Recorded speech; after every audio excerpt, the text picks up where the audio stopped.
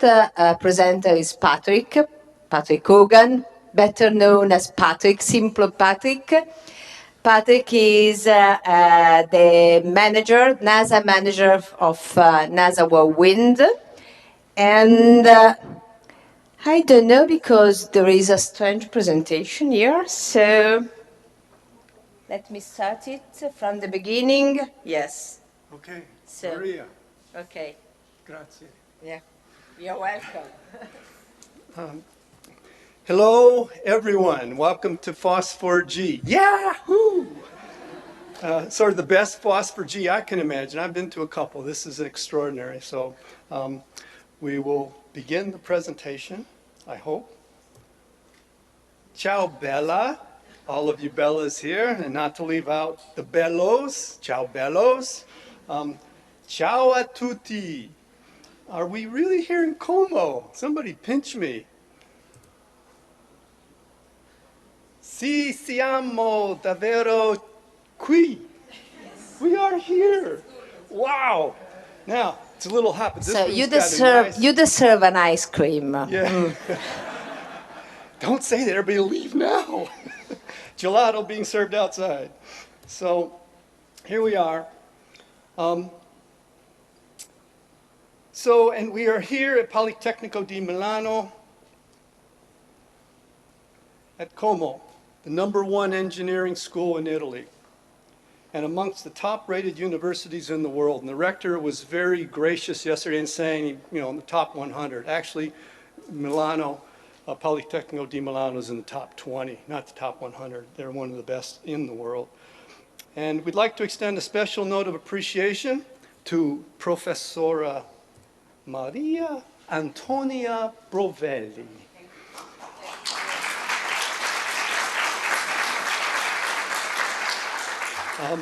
I call her MAB for short, Maria Antonia Brovelli, MAB. So, rector of the Como campus, or vice rector as the case may be, Professoressa Maria Antonia Brovelli also reigns as Europe's Queen of GIS.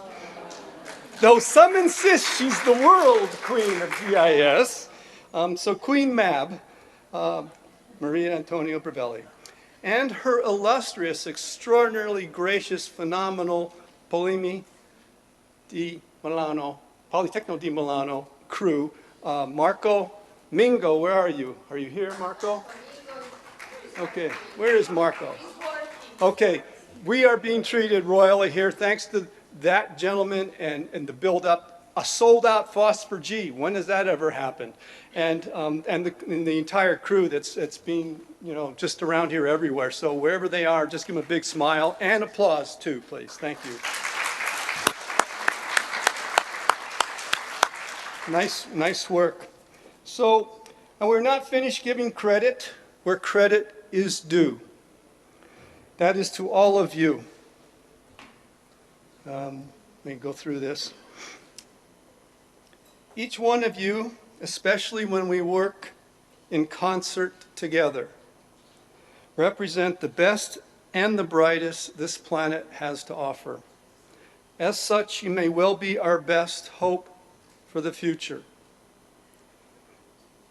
So here we are, some of the most educated, some of the most talented, some of the most well-applied and altruistic. We have an extraordinarily big heart, these folks amongst you here, yourselves included. People in the world, please take a moment to congratulate yourself and each other. So give your colleague a pat on the back, tell them, nice work, job well done. But that was a warm-up. We have a bigger job yet to do, and that will come out here later in the presentation. So it is a pleasure for me to return here to Como. I was here in Como just 4 years ago with Marita's leadership that an international group of IT experts gathered and designed the Europa Challenge. 4 years ago, we got together and said, hey, how can we make the most of open source and what's needed in terms of what could help facilitate all these wonderful tools being generated by the FOSS4G community. So we had some pretty big names here. We had Mark Anderson of Strategic News Service. Mark Anderson is the most reliable predictor of where the world's high-tech community is going or not going.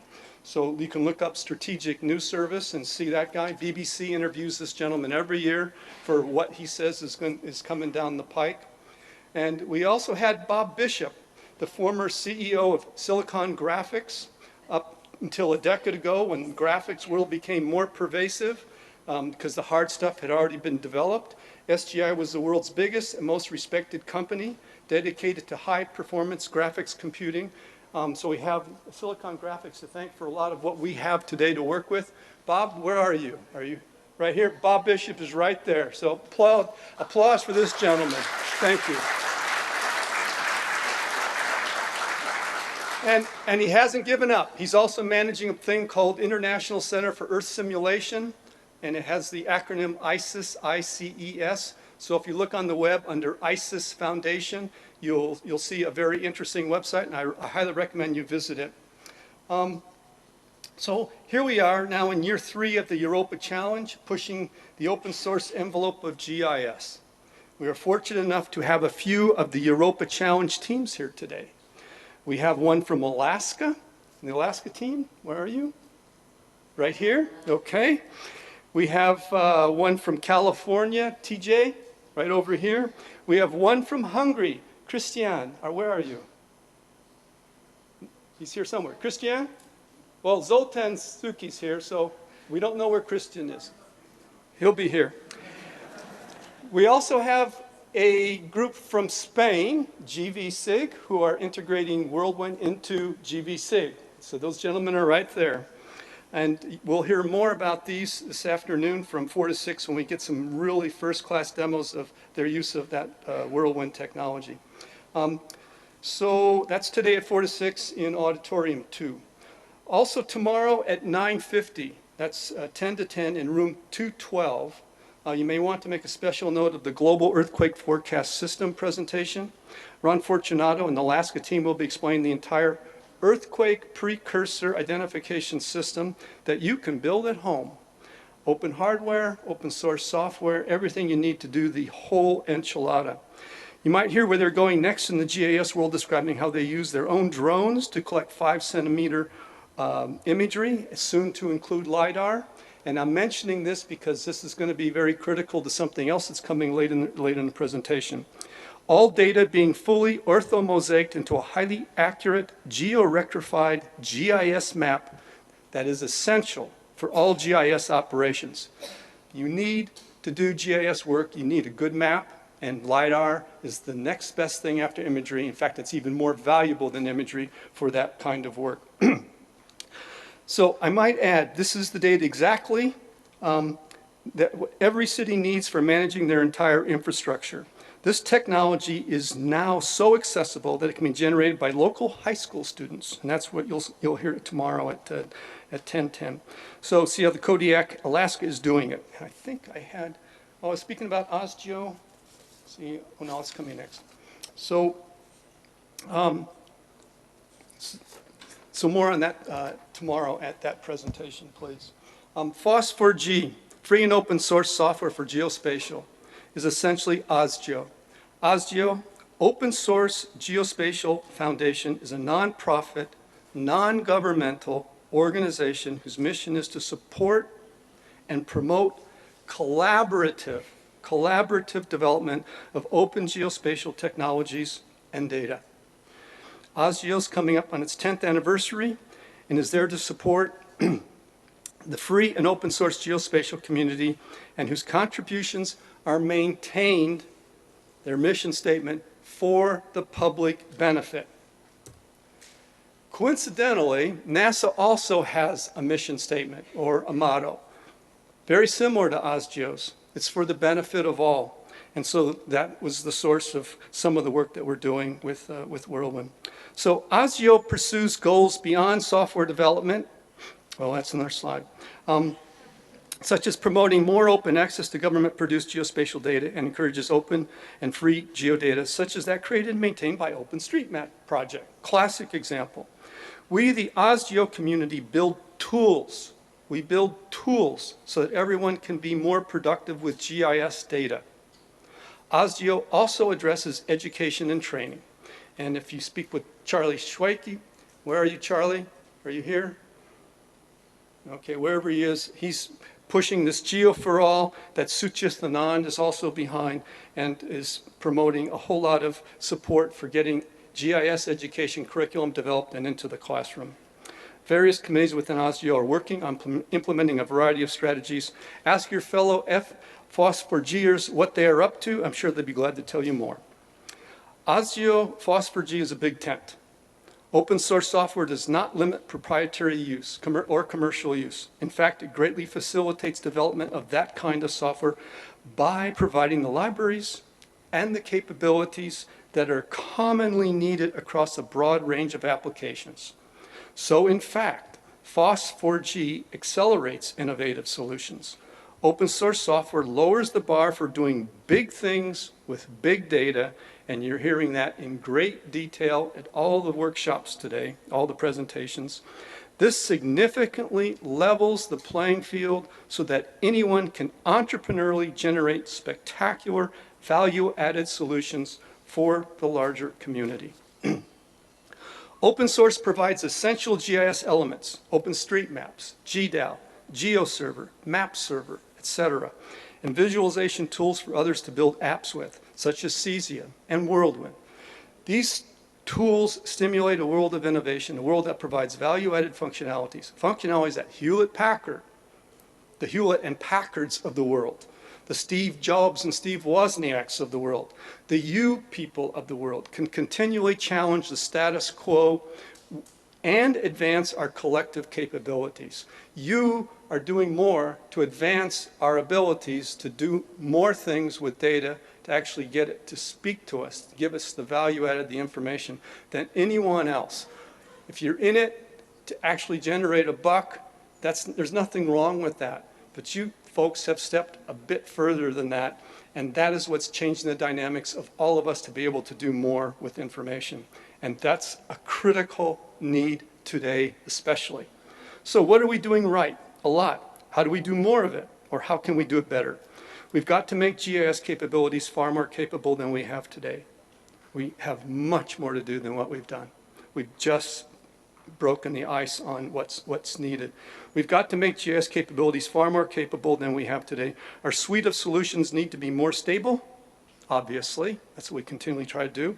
More modular, that's essential in designing software. More adaptable, more powerful, and simply more tailored to solving the critical needs of our time, which you orient to, but we're still building the tools to do it. Open source software needs to be architecturally designed to be more carefully, please, more carefully, modular componentry being the key design element so that further development is less complicated. So, whether your preference is for QGIS or GVSig, Cesium or Whirlwind, GeoServer or MapServer, the world has some terrifyingly big problems to solve. Our cities are exploding right now, and it's not just because of population, but that's an element to it. There's more people, we're producing more children, it is exploding. We also have a lot of people moving from rural to urban because there's no more ability to survive out there. We have mass migrations occurring, people getting away from where the climate is actually shifting on them. They're subsistence farmers. The water isn't there anymore. That's where the low-level conflicts are going on in the world today, typically associated with stresses to the environment. And the people who don't want to be killing each other say, I'm out of here. And most of us wouldn't want to be picking up something and shooting away. So we kind of get out of there too. So we can't blame them just for trying to get away from something that they need water, they need food. What do? They can't stay there because if they do, they'd have to become part of the problem.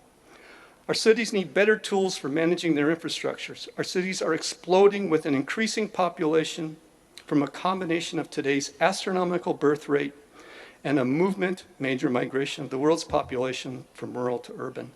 City life requires expenditure of a tremendous amount of energy. From everything we do, from generating and distributing, Electricity, we need management of that. From generating food and moving it, moving water and waste, moving people, equipment, communications, systems, education. By the way, education is our most critical job. If you don't think investing in the world's richest natural resource, our children, we're missing the boat. And by the way, we are missing the boat right now. We are not investing our maximum effort in education so that all of our children, our richest natural resource that can give us the greatest return, are prepared for the future.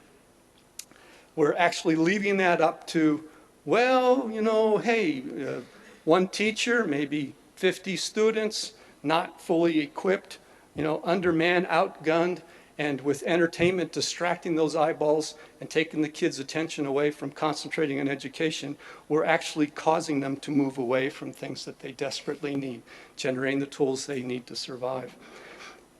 So we need energy for education, we need energy for entertainment, we need energy for heating and cooling, for medicine, for art, science. We need medicine for love.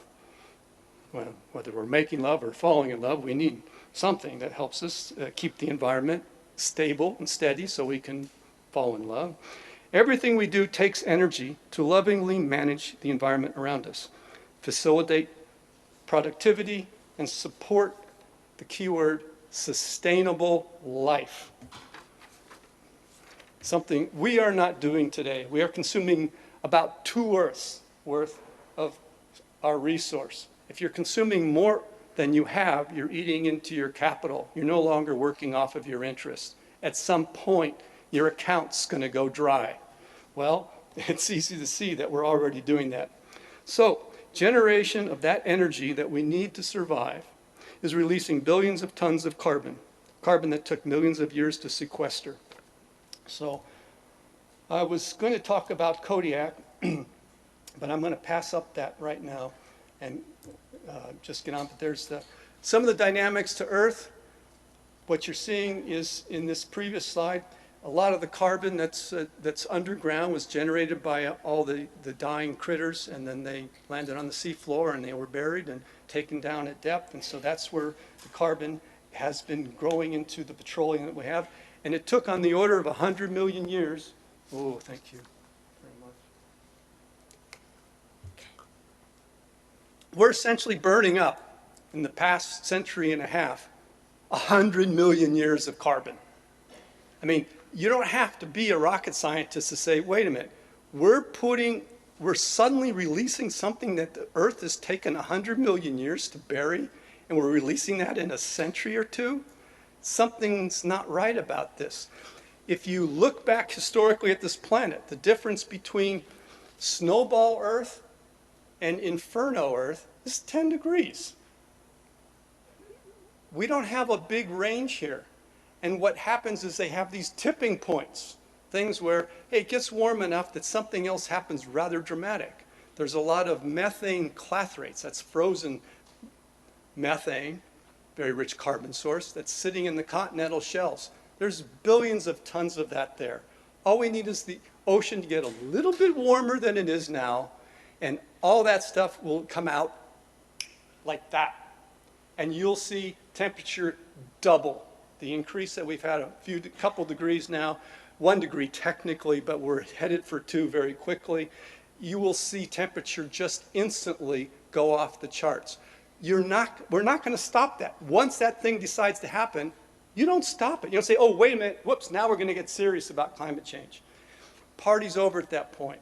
So some serious things have to happen before we get there if we haven't already entered the tipping point zone. So anyway, I'd like to introduce you to my niece, one of my nieces. This is a little girl called Saxon. This is after she's 4.5 here. She did her first lap, and so she's given the thumbs up. And I'm mentioning her because a year ago when she was 3.5,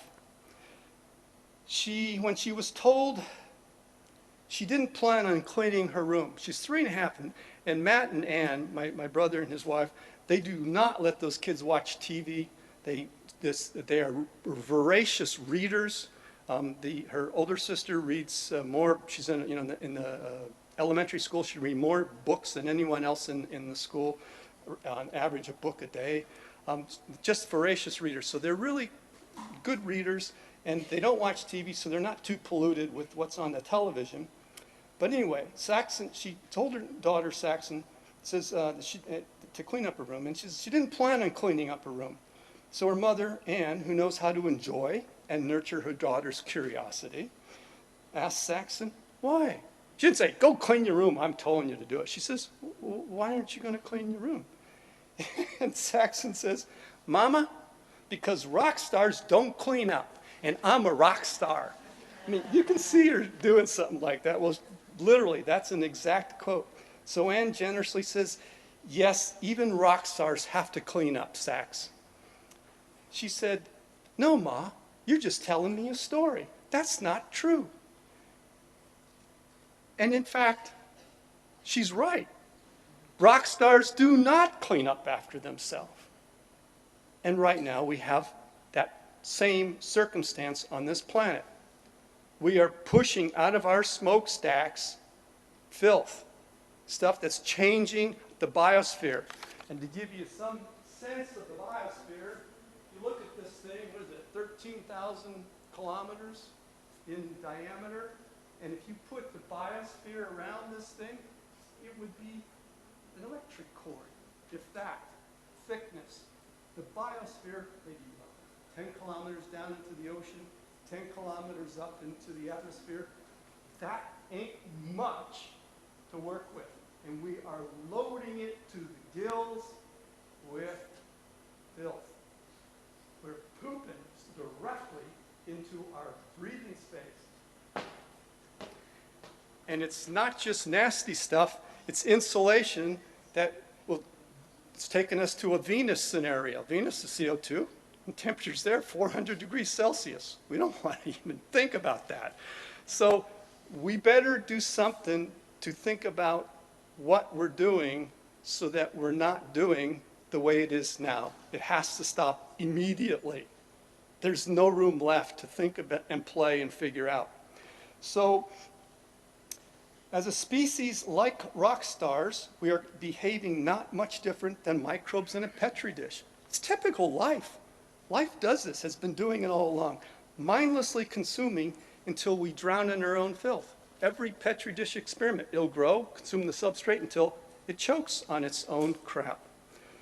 Whether it's petroleum, plastics, fouling the guts of fish and fowl, those plastic you're seeing there, the United States alone produces 100 billion pounds of plastic a year, US alone.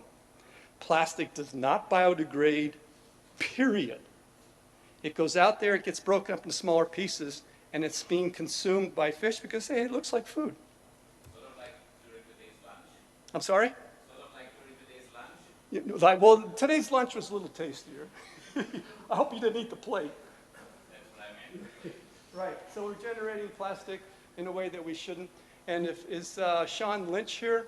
Sean, are you around? Anyway, he's taking pictures of things like cigarette butts. All those cigarette butt is 95% plastic, some kind of acetone. And that is going straight into the sewer. That's where it gets drained to. It's going straight into the ocean, and fish are eating this. We're creating a hell for the ocean world. And there's some pretty intelligent life out there. Plus, well, you're going to see something here shortly that's also quite unnerving. But all that garbage is ending up in these huge gyres in the Pacific and the Atlantic oceans that are now on just hundreds of kilometers across.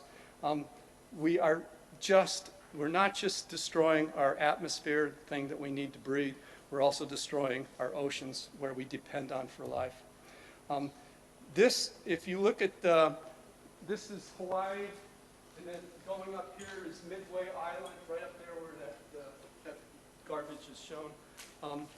These birds were collected from there. They opened them up. This is what's inside. That is no way to treat members of our family.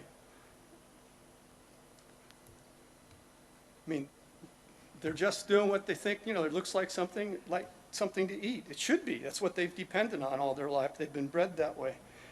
And it starts even before they don't ingest it. This is something they just swim into when they're young. And here's the tortoise that, that just doesn't look right. So here's what some of it looks like. That's not a very dense place. It gets much more dense than that. Here's a seal, and here's a guy trying to help that seal by cutting the rope off so it can actually be free. This just wanted to make an easier picture to digest, but we're making a mess of the place.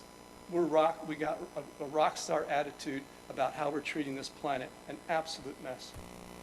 That's just a graphic display of where those garbage zones are, those gyres are forming out in the different oceans.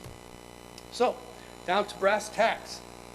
Well, we've got the classic hockey stick, where we had this nice we had this nice temperature that wasn't going too far and too fast. 10,000 years ago, after the last ice age, things have been staying nice and calm. So that's great. We've been able to stabilize our life because things aren't changing too fast, and civilization has prospered.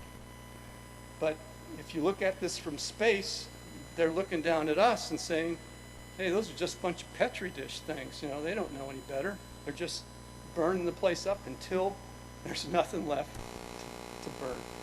So the Earth's atmosphere was actually 280 back in the 1800s. That's the normal place. We're now up over 400 parts per billion. There's very sophisticated scientists who say 350 was the crossing point. We've got to find a way to get back to 350. Even if we zeroed out carbon today, it would stay up there for 100, 200 years and be doing damage to us. And if it ever gets to a point where it releases the methane, game's over. You're not going to say, oh, wait a minute, stop. I didn't want to do that. So, classic picture. I like to throw a little cartoon, a little lightweight, because it does get to the point. We also have another problem. Population's off the scale. It's been, nice and low, it's regular. It's now just going nuts. If ordinary people behave like, as your doctor recommend you ignore any scare stories that claim to show a link between extreme obesity, over carbon consumption, and sudden death, no joke. And urge you to consider just how much you enjoy eating a lot more pies. Active fires. This is where people are burning trees to clear the land to grow cattle, to make hamburger. That's it. And these kinds of soil are very acidic. They're only good for a couple years, and then it's no good for anything. This is what a forest fire looks like. It's not so pretty, and it's a voracious thing. There's actual statistics. Cattle ranching. The forests are being cleared. 70% of them are being used to raise cattle. It's only going to be good for a few years, and then it's no good for anything else. It's being used for small-scale agriculture, some large-scale agriculture, logging. And here's what it looks like from space. Something's wrong. It just does not look right. It just does not look right. You don't have to be a scientist to look at that and say something just doesn't look right at the scale that that's operating at. Species loss. If we didn't get it from some other way, we are in an extinction mode already. We are losing species at this rate. This is the United Nations. They are a conservative organization. We are going off the charts for species extinction. How many species do I need? Hey, I just got to grow a few cows and chickens. This is something else that's very disturbing. Half of the vertebrates on this planet are now gone because the environment will not support them anymore. We've changed things, or we've crowded them out, or the climate change has affected them. Half of the vertebrates are not there anymore. So we're not talking about species, we're just talking about the volume of vertebrates. They're not there anymore. These numbers all point in one direction. What do we need to wake up to do something to say, wait a minute, we don't all want to die, and we certainly don't want our children to die. And it used to be, well, that's for the future generations. It's not. This is us. This is our generation. This is before 2050. Anyway, I love these guys. You know, I just see emotion between these animals, and so we haven't learned to respect emotion between ourselves enough. You know, we're at each other's throat quite often, too often. And the weird part is, we're clones. Every one of us is a clone. There is more genetic variation in a single tribe of chimps than there is across the entire human race. We love to fool around with each other. We don't stop at mountains or oceans or rivers. We cross those things and fool around. So we've been mixing it up. We're great at that. So we are clones of each other. We're identical. We need to find the commonalities and just enjoy the differences. And there's some critters that have been around a lot longer than us, by the way. Sea level rise, another hockey stick. So we got the warring hockey sticks. Sea level is rising. Problem with sea level rise is that half of that rise is due to thermal expansion. Some of it's due to, you know, loss of glaciers and ice melt, but half of it is due to thermal expansion, which means we're not only warming the ocean, which increases the intensity of storms. Storms get cooked up over the ocean. We're also acidifying the ocean, which is now decaying the ocean at the low level of the food web. And so we're getting to a point where, oh, we're going to do something now. That's a little late. In fact, it's more than a little late.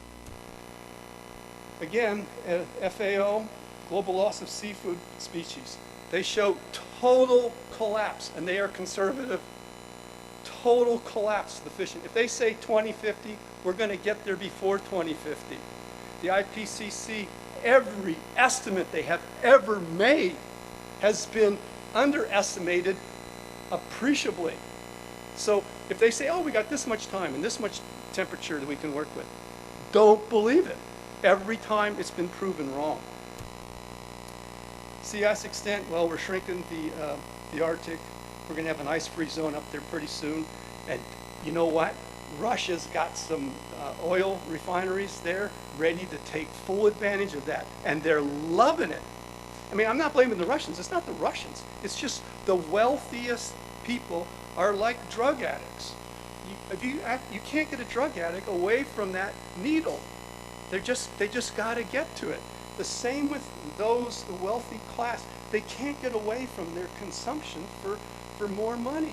It's just, they've gone nuts. So until we calm down this economic drive, as that's some kind of God to be worshipped, we're going to be in big trouble. We don't want an ice-free Arctic. Hey, Santa, welcome home. So anyways, here's Saxon, my little darling, and here she is now. Here she is with her older sister, voracious readers, no TV, brilliant kids. They can carry on an adult conversation on one subject for over a half an hour. You know, where do you get a kid to do that nowadays? They've moved on from violin, now they're on piano and guitar. Here she is again, and here she is when she said that. This was a year ago when she was 3.5. So, our global economic footprint, number of Earths we're consuming, far more than we've got. That means the capital is soon going to be gone. When that happens, then what? Nothing. You can't fix it. It's gone. And at the same time, it's not just gone. It's also we're dumping all the filth into the world around us, which is changing the dynamics of our climate in a way that's going to make life impossible for humans. So, man's footprint, well, woman's, man's, humans' footprints on the planet today. So here's the issue. This is the last slide. Currently, we are concentrating and justifying everything we do based on jobs, economics, money, extracting wealth from the environment. We are not considering the environment. Oh, I'm sorry. Thank you. We're not considering, I'm sorry. We're not considering the environment. We're not considering just how we get along with each other and how to encourage what? Beauty. How to encourage love, how to encourage kindness, how to encourage intelligence, how to do things that are wonderful in terms of the experience of life. It's like, no, we got to make money. That's the purpose of life. No, it is not. We have to get things in balance. And the balance is all of these things together. Yes, we need to be productive. Yes, we need to respect the environment. Yes, we need to find ways to make each other, make a more beautiful opportunity for being alive together. And so that sustainable place is a very small spot. Now, I think this is the group that can take us there. And so I have just a little bit left to say. How many minutes do I have? Or am I over? It's okay. Okay. So our instinctive tendency for taking all we can hinders our more gracious instinct. And this is what is so exceptional about us here at FOSS4G. Our sense of altruism, our drive to do good, to help each other and to benefit the larger community. That beautiful force is very strong in us. This is a very special group of people here. You are amongst your own people. This is an extraordinary group of concentration of very special people. If we can focus that energy to do one thing that is dearly needed, something that will help to address our current world's most critical need, sustainable cities. Excuse me.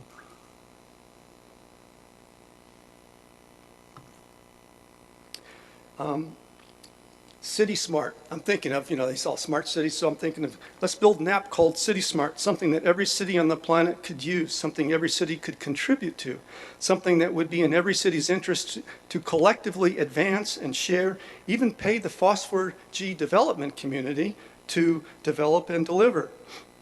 FOSS4G typically delivers tools for others to build solutions with. What if we were to build an open source solution, the base platform for managing a sustainable city entirely based on renewable energy?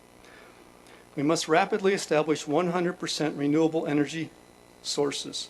For cities to implement these renewable energy sources and manage the power grid, every city needs to see how other cities have successfully done it. If they can see how other cities did it, they can say, bring those analytical tools in and say, look, if we spent this much money now, it would take us 10 years to get the return on the investment. But meanwhile, we've got everything we need to get along. So the City Smart app. Are you more or less at the end? No. No, yes, Okay. I give you 2 minutes. That's all I need. Yeah. The City Smart app would include tools to manage the power grid. I love Maria. So she keeps me sober. Yeah. I don't want to be sober. So water distribution, traffic flow, essentially the entire infrastructure to manage the city. The FOSS4 Geo4All Smart City app would provide the suite of tools that every city needs to be a smart city, sustainable city operating on 100% renewable power, and oil-free zone, as the Italian Premiero refers to their almost 100% renewable municipality. The good thing for managing dumb cities as well, the ones pushing us closer to extinction with fossil fuel consumption. We already have one major city signed up, ready, Springfield, and I'll jump to the end. Yes. So the end is, City Smart will provide solutions that will help us to address sustainability, including how to most effectively establish renewable energy systems along with food production and distribution systems, water, sewer, power, communication. In other words, all the functionalities to manage the city smartly. So we can do this. So we build the tools, but we haven't built a core app that has, let's say, an API for the menu system so that functionalities can be easily added and subtracted, but something all cities, and so together, we'd recognize that all cities are in this together. This is a whole world. And so they could start realizing, hey, you know what? You have the same problems I have, and the solutions are exactly the same. So why aren't we building something that all of us can share together and advance together, and then recognize we're in this together? And so we're not going to get it from the top down. We've got to get it from the bottom up, and I think the cities might be a good way to start doing this. Thank you. Thank you. Okay.